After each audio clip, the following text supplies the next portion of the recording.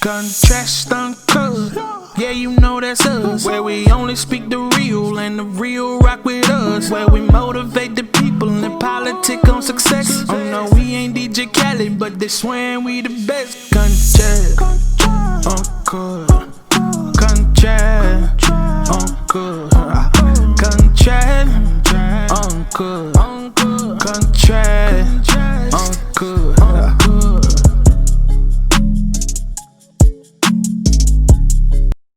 What's happening? It's Contrast Uncut. It's season 4, episode 32. I want to make sure I give a big shout outs to Uncle Snoop's Army and Bobby D Presents. I appreciate you, brothers. It's your host, Zylo, aka DJ Juan Dollars Like I Won Some Money. Ladies and gentlemen, today we got a really incredibly dope special guest. I'm going to tell you now, you're going to get real educated. You're going to learn some stuff that may blow your mind.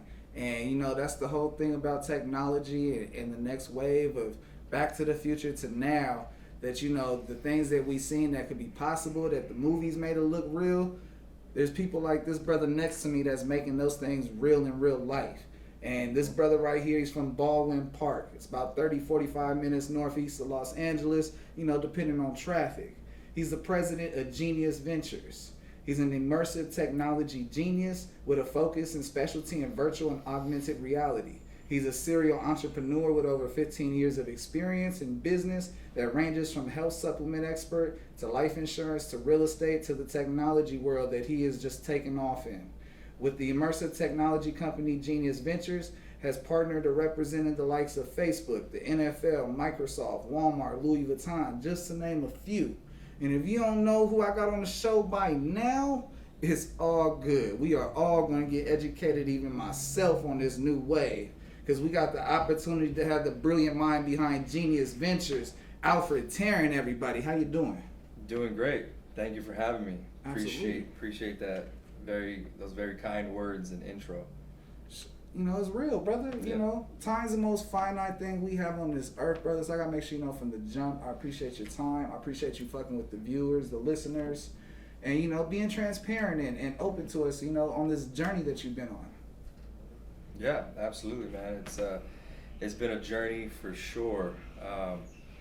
You know, it's been, you know, Genius Ventures has been around for a little over 3 years now. Just to kind of give you some context, and maybe for the audience, it'd be good for them to know, like, just my background.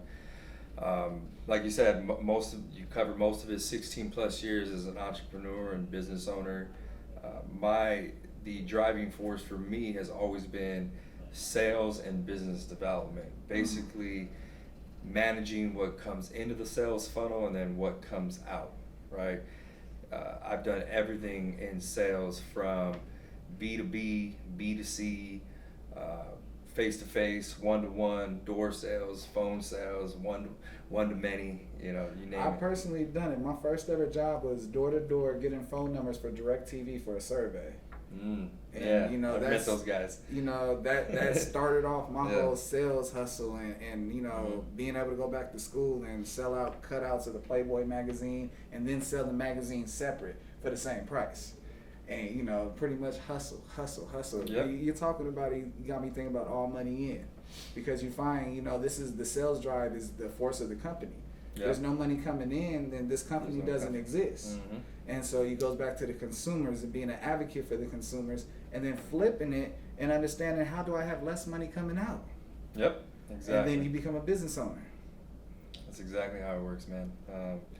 You know, figuring out the market, understanding your audience, and simplifying the message, you know, and that's what really creates the conversion that you're looking for, right? And then once you figure out all the print, the numbers and all that, you know, what your cost of goods is versus what your expenses are, and then you create your profit margins. And, your percentages. You know, you always try to work on creating those profit margins and getting them as big as possible, right? And that happens over time with just like repetition and creating more efficient ways to conduct business. You know, as we're talking about it, I'm gonna dig into what's the normal 24 hours for you, but you know, from the jump, you're bringing us something so important, relationships. Mm-hmm. You know, in order for you to be as successful as you've been and able to grow in such a open field that, you know, there's no restraints, you've been able to really succeed. And, you know, a part of me is like, you know, it has to be relationships. That's how I've been able to get in this industry. That's how I've been able to get through certain doors, because relationships will get you places money cannot. Yeah, absolutely. And I've been working on this my entire career, right? How to build relationships, how to build strong relationships. You know, it's an ongoing process. It's an ongoing learning process, right? You learn something new every day. You learn something new from everybody. Facts. And you know, at the end of the day, people don't really care like how much you know until they know how much you care. And so that's my philosophy with things is, you know, it's always about the consumer first approach. You know, as we're speaking about the time that you invest into what you do, because as a career manifolds and you look at everything that's attached to it, you look at all these different relationships from up above to down below and how the journey continues. Mm-hmm. You know, ceiling of complexities are real. Mm-hmm. And allowing yourself not to be into a box, but instead to continue to grow and keep on pushing the limits. That's the beauty of what you do. And I want to know, what's the normal 24 hours for you? What you do is not easy. So it's like, what does it take to, one, dig into it, and two, you know, people to understand the value of what it takes? You know, it's not a cookie cutter situation on a daily basis. You try to get it as close to a routine as possible. But when you're the owner of an organization, and then, you know, I've got multiple things that I'm in charge of. There's always things that pop up, and any person who has run a business knows exactly what I'm talking about. Is, you know, one of my partners made a funny comparison for himself. He said he's a firefighter. I was like, what are you talking about? He's like, because all I do is put out fires all day. That's my job, you know, with my company. That's a problem solver. Yeah, so, you know, always get up early, as early as possible. Try to get up as early than everybody else. I'm talking 5 a.m. early. And if you can get up earlier than that, even better, right? And what that does for me, it gives me so much momentum going into my day. I can prepare if I haven't prepared already, which typically I do, or I can pivot what I need to do to prioritize and get the most out of my day. I delegate a lot of my duties because, you know, there's no I in team. So then, you know, before I get my workout in, you know, I'll have my coffee and I'll do a little quick meditation just to kind of bring me back to earth for a little bit, right? And just kind of have a little bit of some time for mindfulness and to really just kind of you know, woosah and take a deep breath and just kind of reset, right? Then once I'm able to do that, I jump into my workout, get my blood flow, you know, get ready, and then it's all about just grind mode. You know, like I said, every day is different, but there's a few core tasks that I try to tackle on a daily basis. Is one, making sure everybody knows what they're supposed to do, how they're supposed to do it, when, and all those sort of things. Right. But also making sure that I never lose focus on creating new relationships. Taking care of the ones that we have is obviously the most important, but creating those new relationships is what fuels a business. Like you said, there is no business if there is no new business, right? So you got to constantly create new ways to get the attention of your target demographic. Of course. I mean, we could talk about all types of things, yep. Whether it's from Yeezys to Jordans to retros to seeing throwback jerseys. They found a way to make something that's nostalgic and put an extreme value on it and then bring it back out. It's the same shoe. They only changed maybe one detail, or they changed one detail by putting throwback on the clip that says it's a jersey. Yep. You know, it's these adjustments that make, you know, things, one, more valuable, but two, it's to the eye and the consumer's eye of like, oh, that's rare and vintage, and, you know, the ability for the market to be there. And, you know, you've been able to take your ability and say, hey, because I have read about some of your success. You've been able to go from the supplement field and life insurance and accelerate to be a top salesman and say, you know what, this isn't for me. This is great, but I feel like I see them over there at the top of the pyramid making a lot of money. So it's like, okay, how do I transition from this into the next thing? And then I read that, hey, you got into real estate. And it's like, hey, I got all these relationships man to man, hustling, getting people to buy my products and to trust their life and their family into my hands with the insurance. What else can limit me? Can I get into putting somebody in a home that they want to, and then I understand how to help them? And then you were able to take that and, you know, look at today. We have Genius Ventures that's literally changing the way we see things. Absolutely, man. And one thing that we're very proud of is like Genius Ventures is fully self-funded too. You know, we didn't take any investors in. We didn't have to, you know, cut our piece of the pie smaller. We weren't on Shark Tank. Yeah, so we weren't on Shark Tank. Yeah, we had the idea, and we had the team and the execution. And you know, fortunately for us, we've been blessed, and we have the funds to be able to support what we're trying to do. So that's my story, man. We've come from the insurance business, then pivoted into real estate. We did a lot of like post foreclosure real estate. Now we're here with Genius Ventures Inc., trying to change the world, basically converting everything to 3D, back to where we started, right? Because we're 3D humans. We live in 3D environments, right? So you know, why is it when we interact online, most of everything we see is flat 2D images, right? So you know, that the whole 3D concept of being able to see, you know, representations of real products in your physical environment to scale, that's going to become a thing.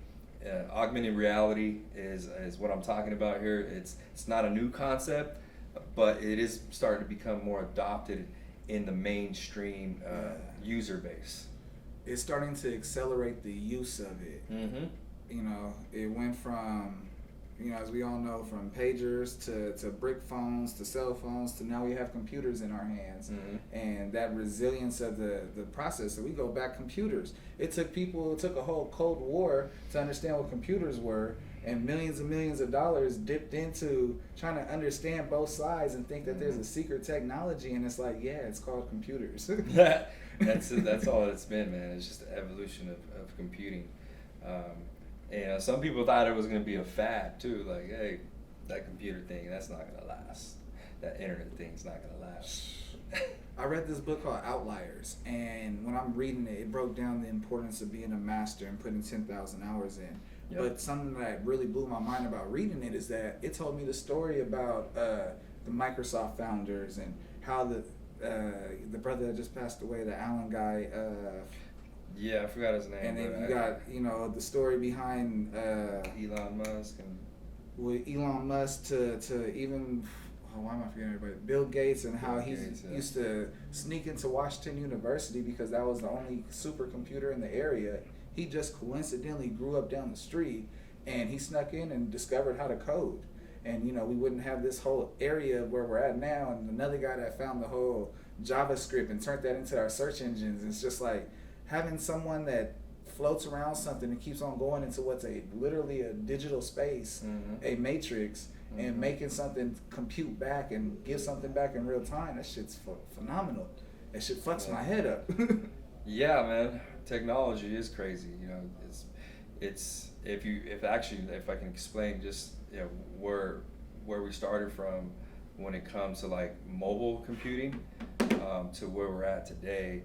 It's the evolution started from 1G technology, which for most people, they don't know, it's called first generation technology, right? Where this is when it disrupted the car phone, right? So we had that big old phone with 1G technology. This allowed for people to call each other, right? Now we can pick up the phone. We didn't have to be at a payphone. We didn't have to be on a landline. I can call Zylo and talk to him, right? And that blew people away. And then there was 2G technology that allowed people to send text.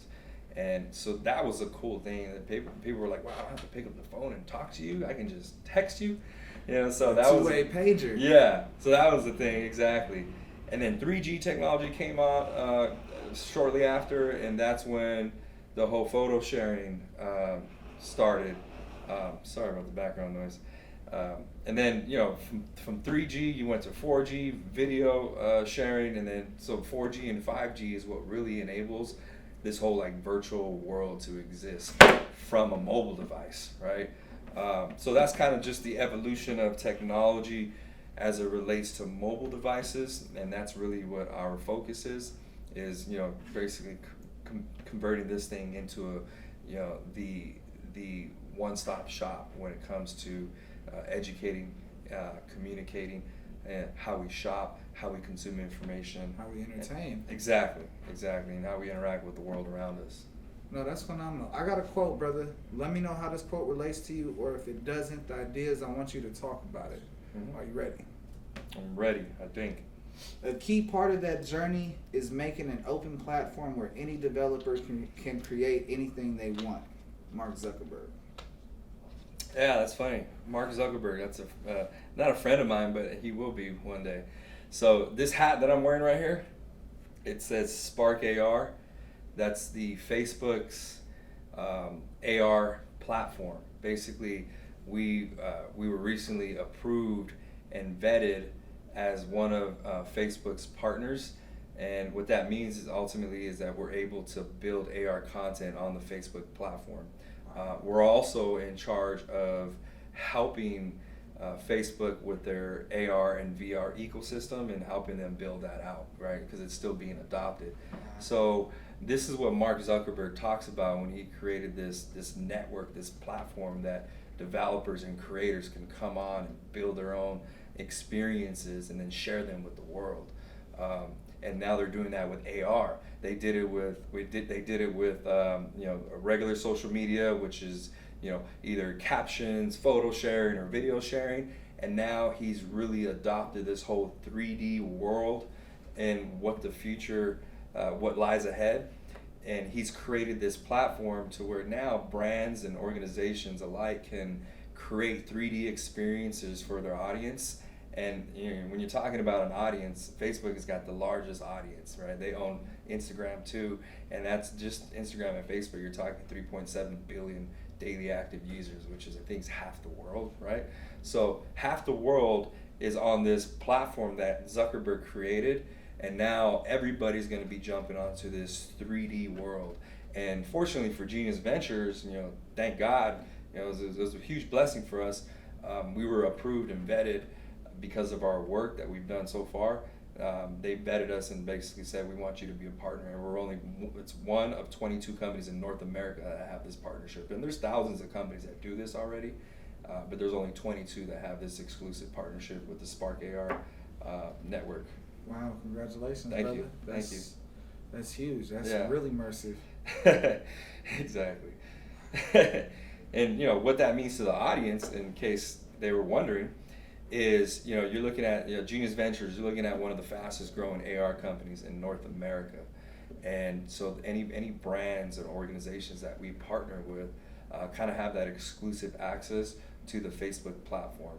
You know, there's a lot of exclusive or VIP access that they give us as part of this partnership, where we can not only get like expedited services, we get like access to beta programs, alpha programs and beta programs. Wow.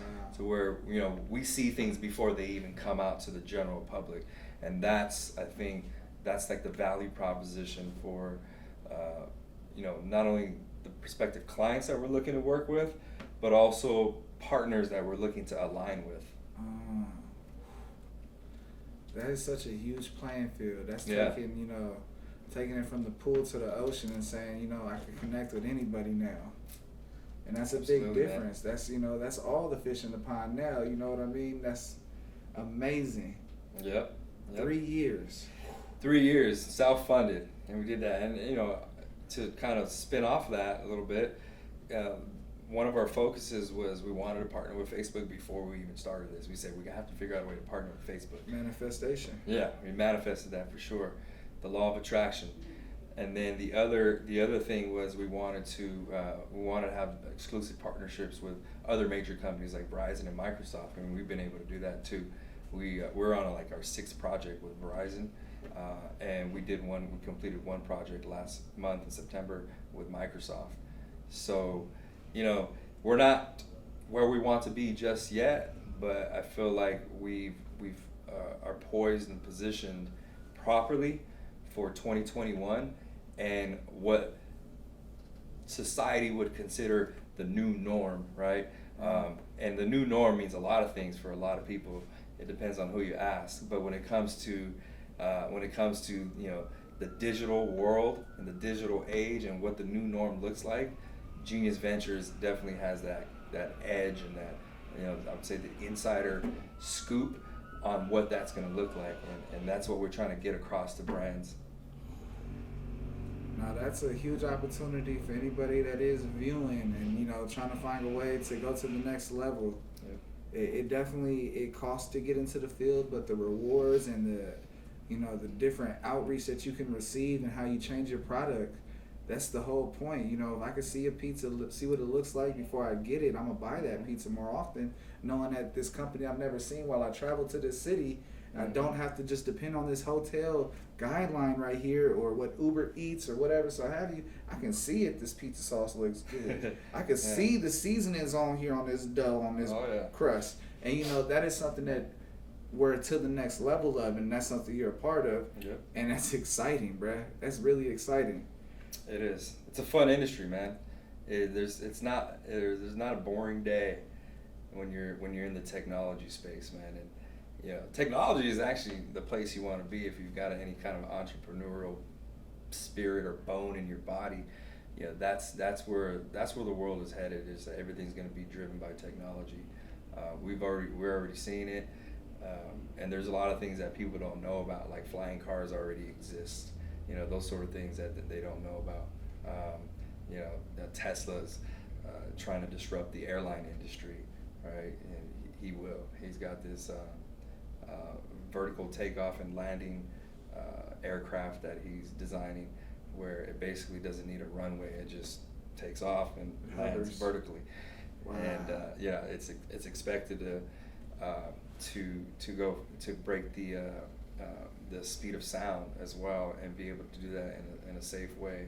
So yeah, there's a lot of technologies coming out. No, just speaking about that guy right there, Elon Musk, he's the same guy that's making it where you can park your car at Union Station and go underground to Dodger Stadium, completely underground, and arrive at Dodger Stadium and miss all the traffic, and really eliminate the whole waiting system, and it cuts Metro out, it cuts these people out. But you know what? That's what our society needs, and that's something that people have to embrace. They have to embrace change, because if you want to see yourself living past what you're living, new technology has to take wave and be tested and approved, and so that we have these things where we're living past 100 like it's nothing.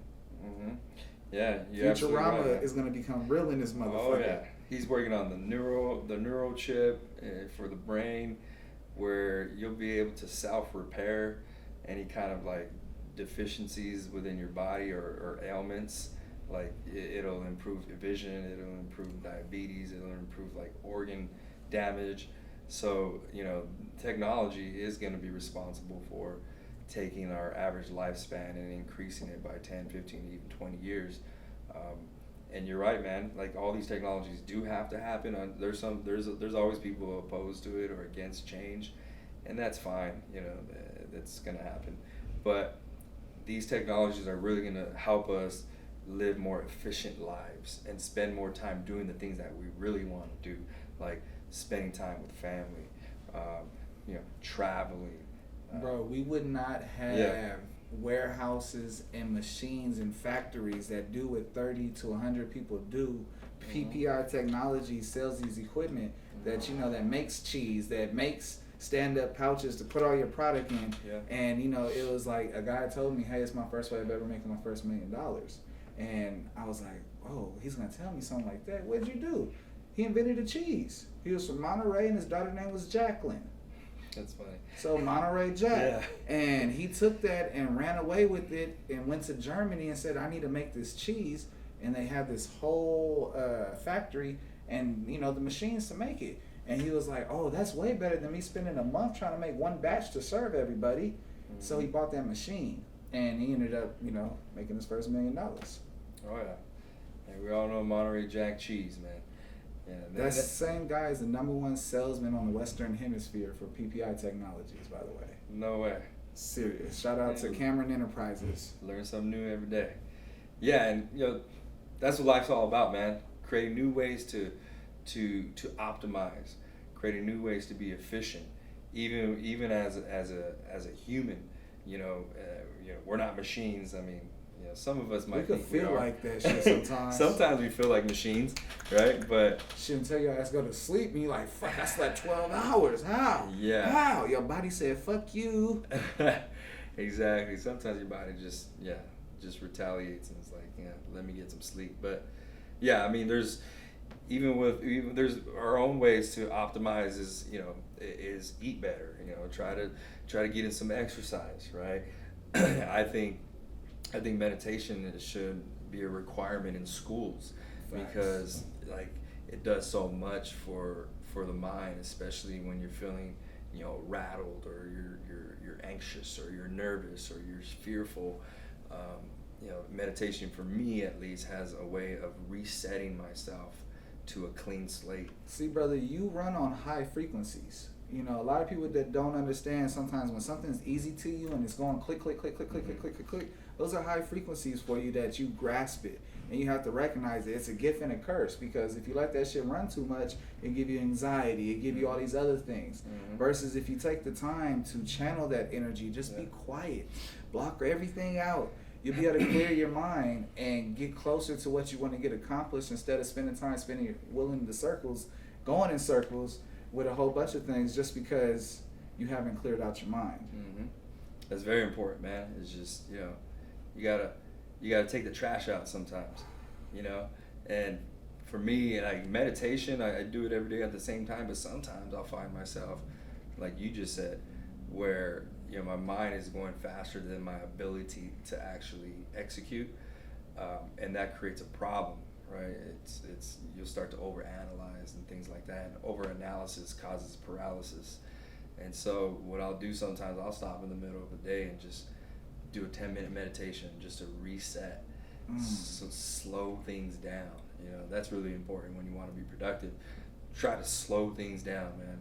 When you can slow things down, you can see what's happening, you can see what's coming, and overall you're just going to be more productive and efficient.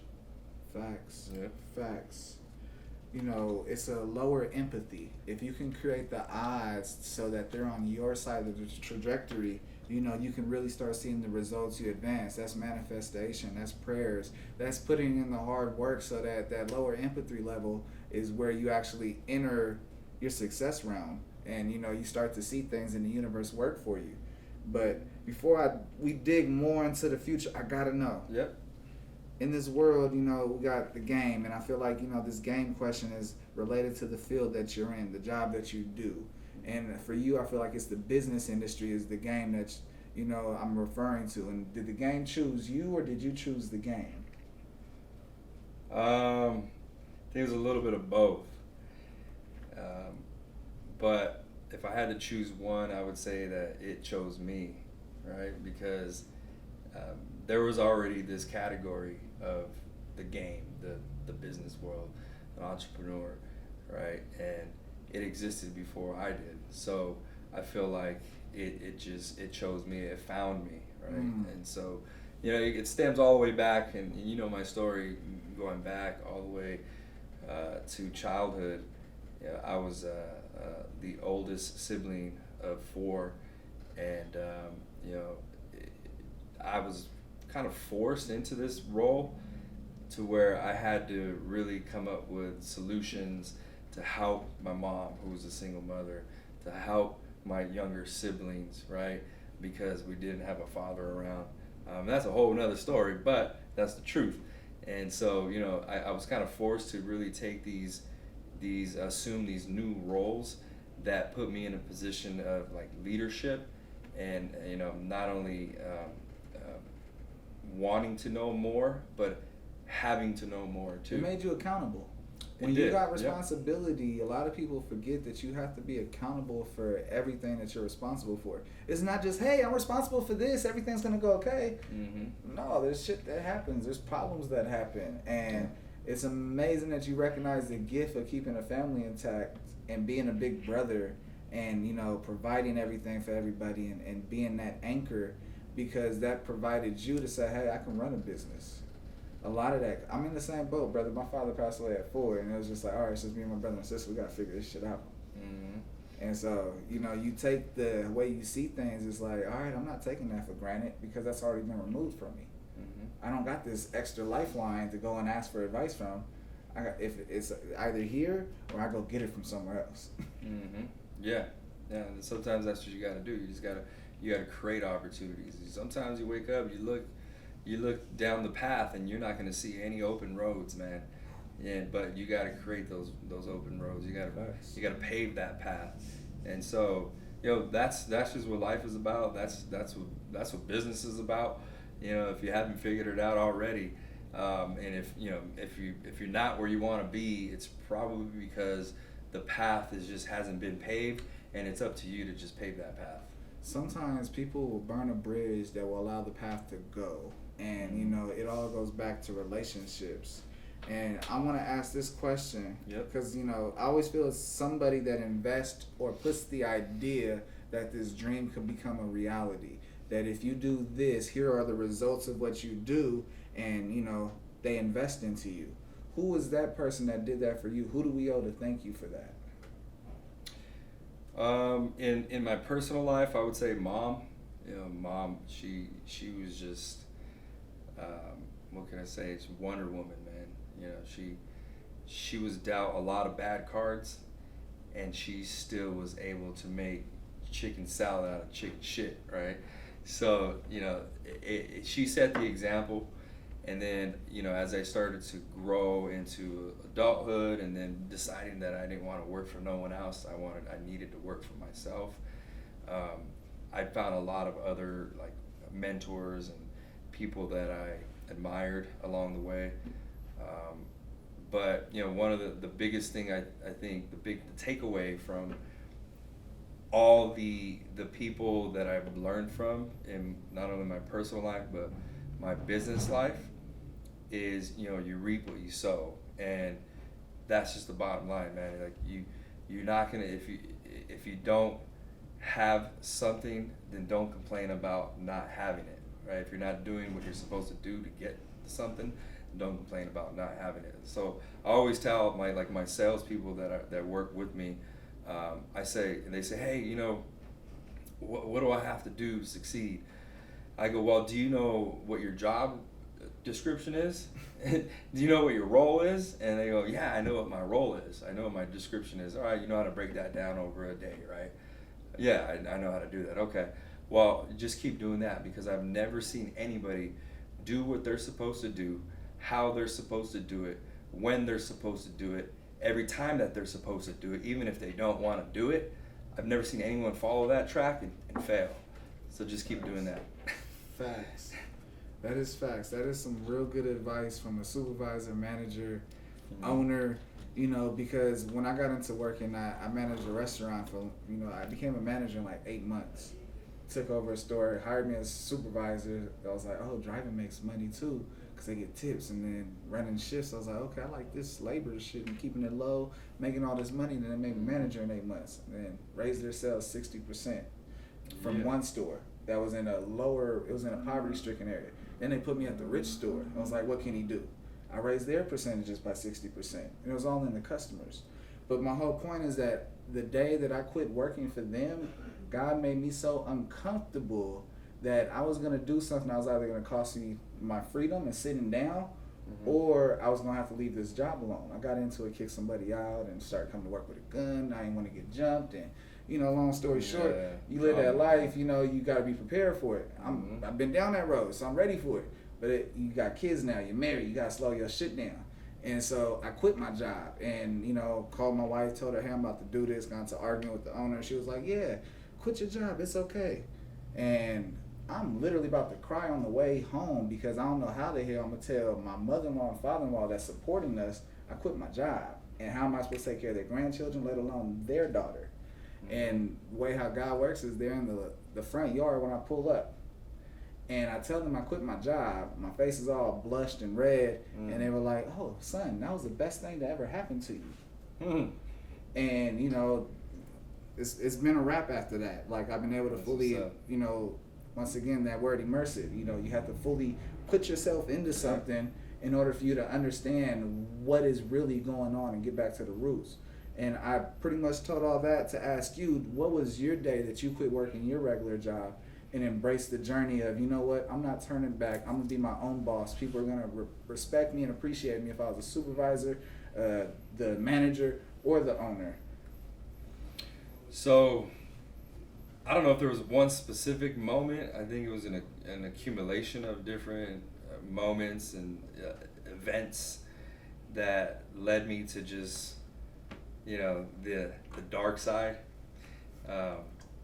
I was selling insurance, and by the way, when you're selling insurance, like you can either there's a couple of different ways to do it. The way I was doing it, I was an independent contractor. I wasn't an employee of the insurance company, but I was still under the, I guess you can say, the direction of somebody that owned the office that I worked out of. And you know, the way it worked, I was right under that person. I was like their right hand person, and then every other person under me was every other person in that organization was under me and had to report to me. Then I reported to that one person that ran the whole shop and got paid, you know, way more than I did, right? And I'm thinking, man, I'm working 9 to 9. This person comes in 9 to 2, Monday through Friday, and I'm working Saturday and Sunday too. You know, and they're making, you know, 8 times what I'm making. So it was a lot of like, you know, how I perceived myself and the value that I knew that I can bring to a marketplace when I chose a market. So it was a lot of that. I knew that I was worth more than I was getting paid. But they, you know, it was in 2014 when I finally made the jump, right? Then there's an old saying that says, a man that works more than he's paid will soon get paid more than he works. And that was my whole concept was like, you know what, I'm just going to take the leap of faith and I'm going to jump into owning my own business. And I started the real estate business with my cousin back in 2014. And I never looked back. We struggled too. And I was, you know, it was a lot of like questioning my decision of jumping out of this like for sure situation into the jungle, if you will, and you know, where you just never know what's going to come at you, what angle it's going to come from. Right. And so I did that, and I'm a pretty, you know, prideful guy in some ways. So I didn't want to go back to the insurance business. I didn't want to go back to my boss and be like, hey, can you hire me back because I failed. So we ate dirt a lot. We went broke trying to build the business. You know, we had to take loans and stuff, and then eventually we made a whole nother level of commitment, and we decided we weren't going to fail at this, and we went full steam ahead. And then that business that I created in 2014 generated, you know, tens of millions of dollars. So, and that's what allowed me to do the other stuff that I do. Like we opened a bar in 2016. It's called the 86ers Lounge. You know, bar stove. Yeah. So we opened that, and then that kind of stemmed off to a catering business where Lavish Alcohol Catering, which, you know, this is the company that does private catering for, you know, special events, and then we funded Genius Ventures Inc. with that real estate money, and now here's where we're at, man. And it's like Genius Ventures is the future. You know, immersive technology is the future, and I've never been more excited, man. And I've got a long ways to go, but today I've never been more excited that I made that decision back in 2014, and I took that leap of faith, and I believed in myself, and I knew that what I was getting paid, that I knew I could bring more value to the table, right? And, you know, and from that point, it was still an ongoing learning experience. It was still a huge self-improvement journey, right? It's still, the journey still goes. You never arrive, really, in that journey, man. You never arrive, and I think the success lies in the journey, and it's not really the destination, right? Because sometimes you just never get there, but That's how it happened. You know, people get lost in the translation of the journey. They get lost on the fact that they do have to arrive. And some people arrive and they think that's it, not realizing that they have to take back off to the next adventure. Because whether you want to admit it or not, brother, you went to something, you failed, you crashed, but you're like, you know what? I'm going to see this other side of the destination because I see it. I know we're going to get there. The opportunity came, you accelerated. That spawned off to one thing, that spawned off to another. Well, those are all different destinations you're arriving at, and you got to see the closure of it. See, the whole idea that people, you know, the thing is you have to close it. That's the whole journey. Is getting somewhere and closing it, and then taking it to the next step and leveling up and reinventing it so that this whole entire thing is something that everybody wants, the attracting wealth idea. And, you know, everything you build attracts it. And that's the whole idea. That's what you got to keep on pursuing. And you go on all these different journeys. And right now, this one is your biggest journey. It is. Yeah, it is. And you're right about that, man. Like, it's never done. It's always a new chapter. You might put closure to one chapter, but you got to open a new chapter. And there's always a new challenge, right? You know, one of my mentors growing through entrepreneurship said this. Some people don't do it for the money, and that's totally okay. Whatever makes you happy, that's all. Happiness is key. But he said this: look, go out. First he said this: if you can do better, why not do better? Thanks. If you know you can, make it a moral question to yourself. Why can't I? If I know I can, one. And if money is not the object for you, you know, go out and make $1 million anyway. Go out and make $1 million, and when you arrive there and you don't care about the money, give the money away. Because it's not about the money that matters in that process. It's about who you become in that process that matters the most. Yes, that's facts. That's a big fat 30-carat fucking diamond gem that just dropped on the table. And it dropped so subtle that if it didn't touch you, didn't hear the noise crack this table. Exactly. Now that goes back to augmented reality, AR. Yeah, AR. That's the favorite thing to talk about. What's one thing people got fucked up about virtual versus augmented reality? So, simplest way to put this, because AR, VR, it's all from the same family, right? They're blow your mind, fuck your head up. It will do that. That's 100%. The difference between, and now there's more realities. There's augmented reality, there's virtual reality, there's mixed reality, there's diminished reality, and that whole entire industry is actually led by one term, which they call XR, extended reality. Extended reality, it kind of just is the umbrella for all the other realities, right? So when people talk about, let's talk about immersive tech, they say, let's talk about XR, right? So you'll see on my LinkedIn, it says XR Business Consultant, because I can talk about all the realities. But the main two are augmented reality and virtual reality. And the biggest difference is augmented reality is, what it does is it allows you to project digital information onto your physical reality. So I can take my phone and I can place a shoe here and interact with that shoe and flip it on every side and really inspect that shoe and zoom in on it. And so that it's augmenting my reality, right? And the digital information that's projected can be captions, it can be images, and it can also be 3D objects. Virtual reality is a completely immersed, computer-generated world where nothing else exists. The physical world is gone, and the only thing that exists is this virtual world, virtual reality. And that's usually experienced through a headset, right? Because it eliminates everything else around you. And you know, I have the Oculus and the Oculus 2 headset, which is my favorite headset because it's a standalone headset. It doesn't require any wires. And so everything's all in the headset. So yeah, that would be the two main differences. Is augmented reality for the most part is going to be visualized through a phone or a tablet, but that's not to exclude what's about to happen in AR, which is the smart glasses, where you'll be able to see AR content, you know, in your view. Driving down the street, there might be an AR directional, what is it, a detour that pops up in front of you saying, hey, don't take this route because there was an accident. It reroutes you, kind of like what your navigation system will do. What's dope is that you're talking about, like, you know, the spy movies or 007, and they get all these fancy technology toys, and you're pretty much saying that, hey, that technology, that fake shit on the movies you thought was fake, no, motherfucker, this shit's connected to this, and it's connected to that, and you can see everything, and, like, you know, we go movies on movies on movies, but it's a part of spinning off of where the hell did they get that from? And then now, if you haven't figured out where they got it from, they get it from shit like this guy. Science fiction becomes fiction.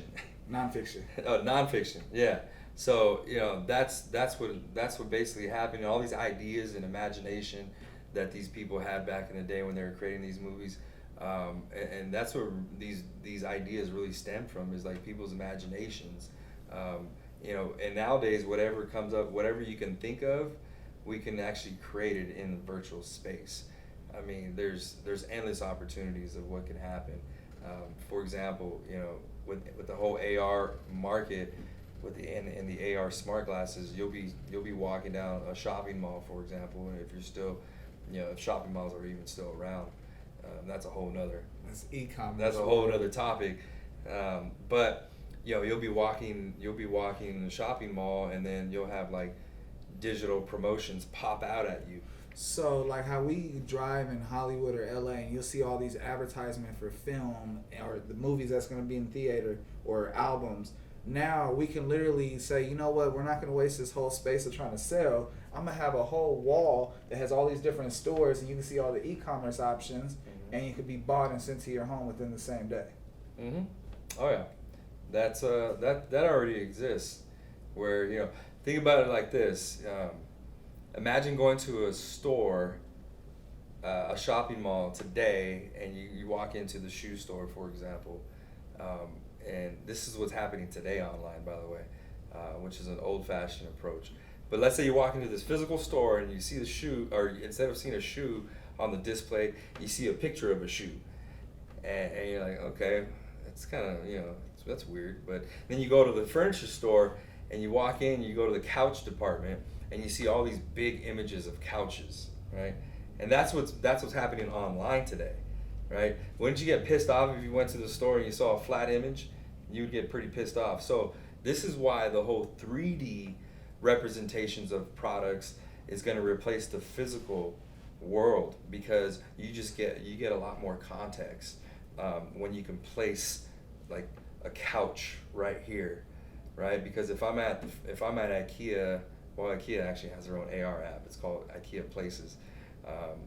But if I'm at a different furniture store and I'm looking at this couch next to other couches, and it doesn't do You're talking about, go to the fridge. Yeah. How do I make sure that my fridge is going to fit in this spot?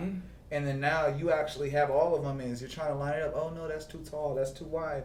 And then now you've actually found it, like... Yeah. And so what AR does, that's a good point, because what AR does is it gives you that whole try before you buy concept, right? Because the only way to really do that in the old-fashioned way is to go to the store.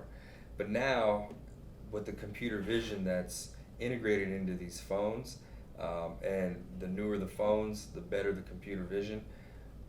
The computer vision algorithms in these phones can actually map your physical environment within seconds, and then place that product in your physical environment to scale. So you'll be able to know whether it fits before you make the purchase. You'll know if the color matches the other appliances. You'll know all these things before you make the purchase. Alfrerd, brother, I got one last question for you, and then I got a segment, and then we're going to close up. All right, cool. No so problem. My last question for you, Alfrerd, brother, is, you know, what's been your most rewarding moment that you've been able to experience? You can go up to 3 if you like, but if this one that sticks out more than anything, you know, let the viewers know what's been your most rewarding moment. I think the most rewarding moment is when you kind of just check in with yourself and you realize, you know, how far you've come. but you also get excited about how much more there is to come, right? So I think it's that, it's kind of like that life check, right? Like that cup check, if you will, where it's like, man, you know, I'm doing this thing, you know, and you just kind of on the outside looking in at yourself, and you're like, I'm doing this thing, this thing called life. And not only am I doing this thing called life, I'm doing it at a high level, but I haven't arrived, if that's even a thing. I still have a lot of work to do. So I think it's, you know, when you say, you know, when you look at yourself and say, I'm doing this thing, that encompasses a lot of things. Like, you know, I've been able to provide for my family. I've been able to have my own home. I've been able to open my own office. I've been able to buy my own whips. Like, it comes down to a lot of things. I've been able to eat a meal every time I'm hungry. Like, this is that's what I'm talking about when I say I pause for a moment and just kind of look at myself from the outside looking in.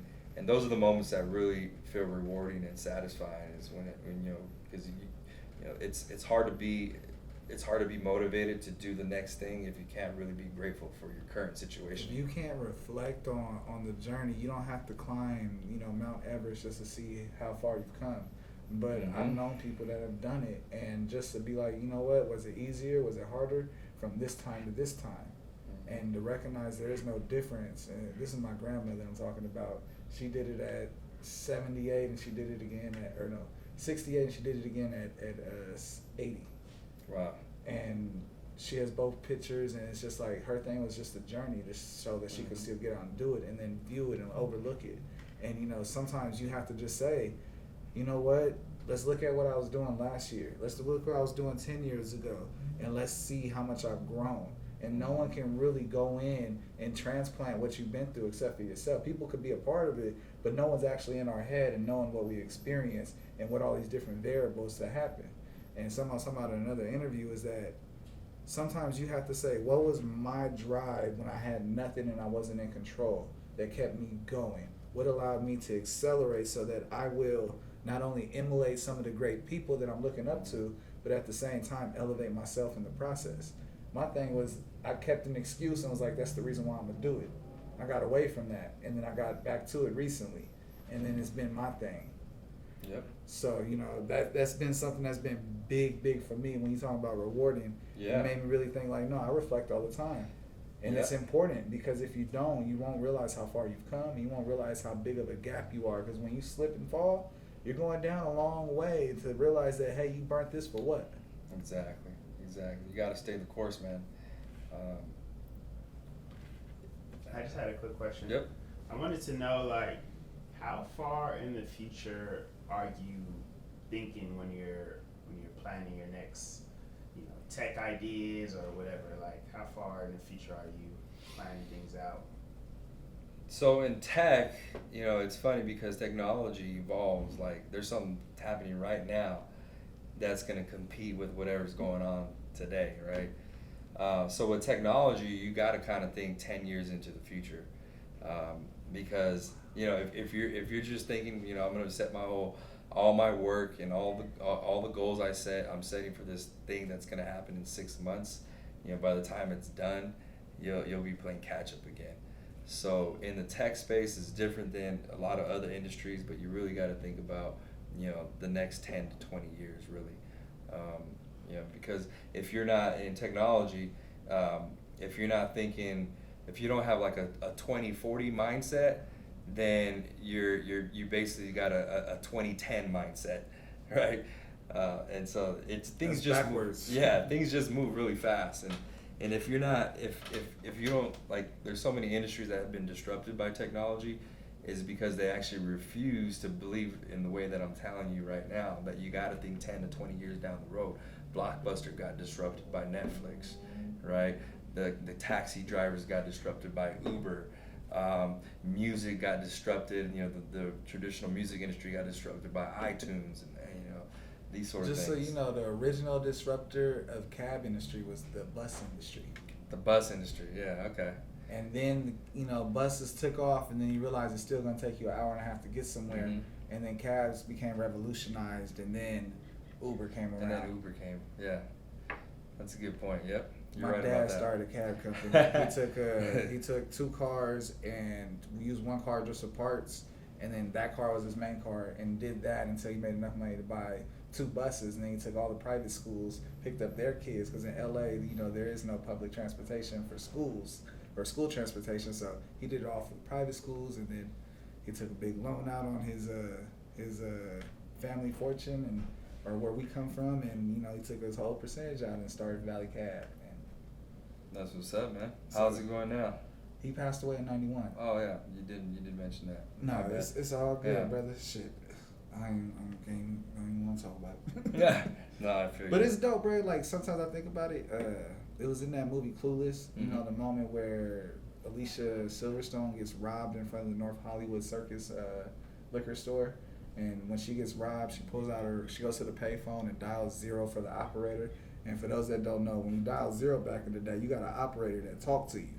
And she was like, "I need a cab." And they were like, "Oh yeah, what's any Valley Cab?" And that was like my dad's company starting, claim to fame. That's cool.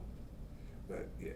All right, so I got my last segment with you, brother. All right. It's my awareness segment. It's something that's really important to a lot of people that's out there in this world that's moving, and a lot of people don't know what to do in this situation. I'm talking about police interaction.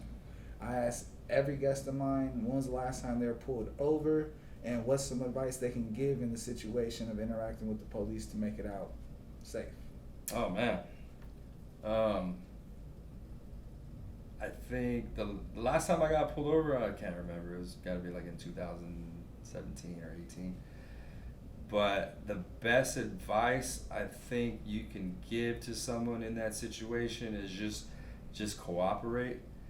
Just be 100% cooperative.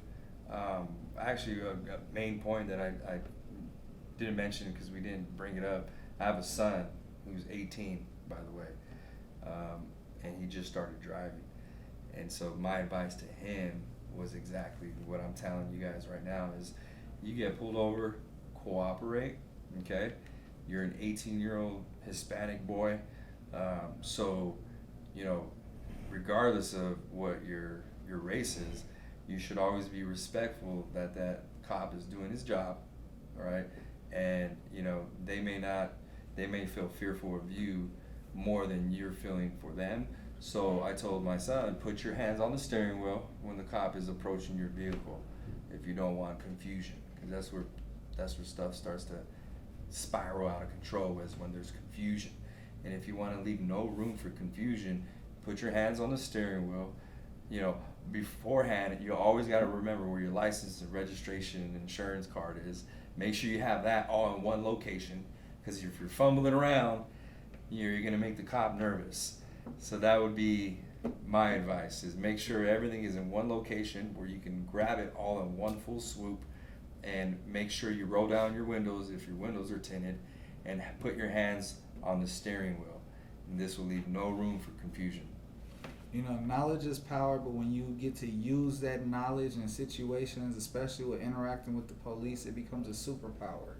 And it allows you to maneuver. It gives you a sense of ground, No ground in any electric circuit, you're going to get shocked. Mm-hmm. And so sometimes you have to do things in your environment to calm yourself down, to get through the moment, because you're absolutely right. Police are people. They're they go to sleep, they wake up, they eat shit, piss. They may eat a little bit more other things than we do just because they're on the road, but that's none of our business. McDonald's? That or fast food. I hate when they get behind me at Jack in the Box, because I'll be like, fuck, why the hell he gonna come to Jack in the Box same time? Yeah. What did I do? You start thinking about all the things you could have done wrong. I hope he don't smell my car. Fuck, why I come to this Jack in the Box? But it is what it is. Yep. I've been able to avoid them, and when times I do interact with them, it's quickly. It's the best I can, and keep your pride to the side and moving through it as quickly as possible. Absolutely, man. I do want to give you flowers for being a dedicated father, especially for chasing your dreams and manifesting to reality. It is not easy being a father, and especially raised all the way to an adult. He's a grown kid. And I did it by myself. I took him from his mom. Not took him, but I basically assumed the role as a full custodial parent when he was 9, and Before that, we were 50-50. So from the age of 9 to now, he's an adult with his own job, his own car. We did it. We graduated high school during the pandemic. He did this whole virtual ceremony thing, and it wasn't easy. I tell you that. There's no handbook for how to raise a child, and everybody does it differently. I feel pretty comfortable for how it all went down. Could I have done things better? Absolutely. There's always room for improvement, and there's always ways to reflect and realize how you could have been more efficient and all those sort of things. Because there's no perfect path. It's just it's a matter of how you getting there, right? Exactly. That's all that matters, and we got there, man. So yeah, thanks, man. There was long nights working where we had to really depend on each other. I had to depend on him to do his homework and do the right thing and make sure that the things I left in the fridge, that he was going to be able to cook a meal or whatever he had to do to eat. So there was a lot of that going on, but we had a lot of help as well from like friends and family. So it was just a team effort. It takes a village. It truly does. Yep. If you notice, my show is different. It's unique. They said I gotta have segments. So I was like, all right, I have a segment, but I don't do segments like those guys. And I'm like, how do I keep that same energy and close out? The viewers knows it's coming. I'm gonna hit you with it. You got any questions for me? Do I have any questions for you? I probably do, and I just can't think of any right now. But if I did have to ask, who are some of the other people that you've interviewed? I didn't have a chance to really look into that so much. Maybe some names that I might know. I know we come from a pretty tight circle, a small circle. So I've had from Bobby D my first season to Ayo Miko to Shorty Mac from Ray J's camp to E40's brother Muggsy my first season. I had Asia, the Princess of Compton, Slim 400 after he had got shot. Baker Boys, shout out to Baker Boys. I had Bobby D gave me my first chance my first season. I interviewed him on February 12th, and it was a Wednesday. The 13th was the Thursday, and I had the Baker Boys on the 13th. And so I interviewed Bobby D, and he was like, man, you're psychedelic, you're organic, you're like a Post Malone of this shit. And I was like, oh shit, that's tight. I know that's a big ass compliment. I love Post Malone's music. And so I was like, oh, that's tight. And I was like, shit. He was like, anything you need, let me know what you need. And I was like, bro, present my show. You present the biggest concerts, the tours, Snoop Dogg, all these other people. Like, present my show. He was like, I got you. And, we took care of it. And about 4 months later, after the first season aired, before I launched the second season, Snoop Dogg wanted to get a part of it and get his brand Uncle Snoop's Army and get us underneath the roster. And so that was able to be a blessing. And from there, it just kept on going. Second season, Mellow Man Ace. I've had Love Rants, Garen, Rhymefest. He wrote a whole bunch of hits for Kanye West. To Crazy Bone from Bone Thugs and Harmony. To Jay White did it. He did Savage for Megan Thee Stallion. He did Money and I Like It for Cardi B. He produced those. He wrote a lot with 21 Savage and J. Cole. To Sap, he did Victory Lap for Nipsey Hussle. He did Donald Trump for Mac Miller, Watching Movies in Silent Mac Miller. Just so many hits, and I spend a lot of focus on producers and actors. I had Suge Knight's son on the show. I had Pat Benatar's daughter, Hannah Gerardo, on the show. That was just all. Damn. And I closed out my second season with Freeway Rick Ross. That's what's up. And then my third season, I was like, all right, I'm starting to figure it out. Let me bump it up. I was doing 3 times a week. Third season, I'm going to bump it up 4 days a week, and I'm going to do 50 episodes. And I'm, realizing relationships are going fast. People are hitting me back fast. And started off with Be Legit, and then it went from Be Legit. I ended up having Until Freedom, to Fatboy SSE, to Chris the Glove, to Soren Baker, to Harvey J, to Don Cannon, to La Truth, to Cassidy, to Bumpbox, Trey the Truth, Sean Garrett off of Versus. Damn. I didn't even know he was on Versus until my producer was like, did you talk about Versus? And I was like, no. And, you know, I just told y'all the truth right now. Had B-Real on the show, Spice One, Sheraya J, Big Percy, James DeBose. That's a deep roster. I mean, I keep on going, brother. No need, man. Yeah. I close out the season. I tell y'all now, we close out the season on Marvin Gaye III. Damn. Man, does he sing as well? He has sung, but he didn't see the same success his father did. He spent a long time trying to pave the way to restore the family name. Mm.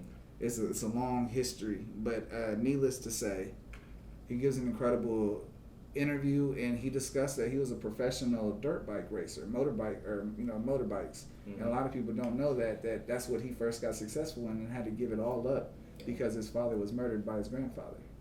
Damn. And then he spent the rest of his time trying to get back to that glory in restoring the family name. Yeah, that'll do it right there. He has a play right now because his mother is Berry Gordy's sister. And so Berry Gordy's sister and Marvin Gaye, they had Marvin Gaye III. And so they have this whole love story that no one knows about. And so Marvin Gaye III, MG3, decided to put a play out, a musical, that told the love songs that were connected to that story. And it became a success, a Broadway success. And he was like, at first, I'm not putting my show on Broadway. And then once it took off and it sold out, he took it to Broadway. And then, you know, COVID hit, and so it took a pause into him doing the show. Mm. But it will continue as soon as COVID lifts, and yeah, I'm excited for that, brother. Yeah. Thank you for that, man. Oh, yeah, no, I get asked this all the time at the end, and sometimes I'll be like, no, because they'll be like, who else has been on the show? And it's like, I can't tell you off the top of my head because I'm more focused on who I have in front of me and what's next. You know, I learned from Jay White did it that the more hits on the way. You got to keep the next thing moving. And you got to keep the content moving in this, you know, in our era of what we're doing. You have to have content. So it's always the next thing on the way. But I was like, you know, since you asked me and you've been so transparent, let me give you some, you know, some highlights. Yeah. But on that note, it's Contrast Uncut. It's season 4, episode 32. Man, big shout outs to Uncle Snoop's Army and Bobby D Presents. I appreciate you, brothers. I wouldn't be able to do incredibly dope shit like interview Alfrerd and talk about genius ventures and talk about how this genius recognized he was a genius and moved through all these different obstacles and adversity and turned that into, you know, a real interesting way of saying you can create your own university off of what you're doing. Alfrerd, I appreciate you. I appreciate Genius Ventures for continue to make the things that we see greater and put it to reality. Yes, sir. Thank you, man. Thank you for letting me talk about Genius Ventures, and I appreciate you coming out, man. Yes, sir. It was a pleasure. Alfrerd Taren here with Genius Ventures, Inc. Just finished a podcast with Contrast Uncut. I want to give a quick shout out to Bobby D and Snoop Dogg's Army.